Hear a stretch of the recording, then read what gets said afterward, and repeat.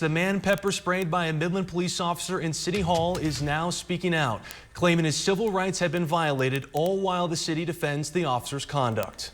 Hands off of me. Tonight, the city of Midland is under fire after viral video shows a police officer pepper spraying a seemingly nonviolent man inside City Hall.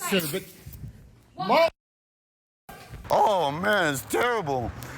I mean, you just can't explain it. It's just everything is burning. The man behind the camera and on the receiving end was Vicente Jimenez III.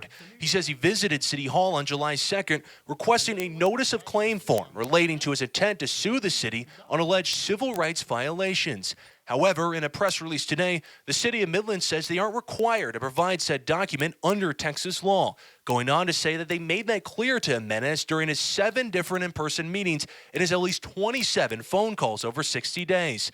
The city also says staff made repeated efforts to assist him, even having a senior staffer escorting him to complain at the police department in the hours before the incident.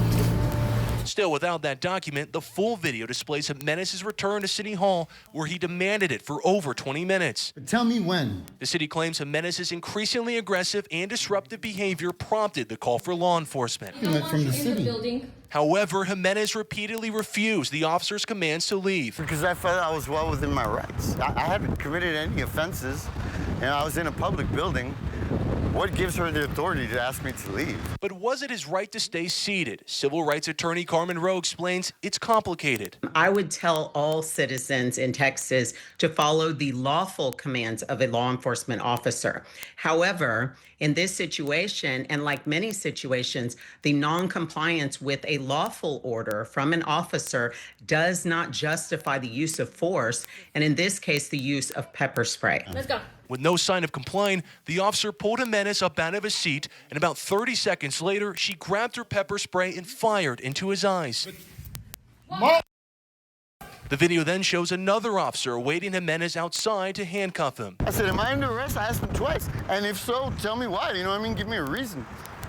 Never did. In a statement provided to News West 9 on Wednesday, the city defended the officer's conduct, saying it safely brought the incident under control. However, Jimenez, along with hundreds online, are outraged over what they claim was excessive force, which Rowe agrees. His non-compliance with this law enforcement officer could not be justified under the law to pepper spray him. And so his rights were violated. Jimenez says he plans on bringing the situation to court. In Midland, I'm Stephen Pepper for News West 9.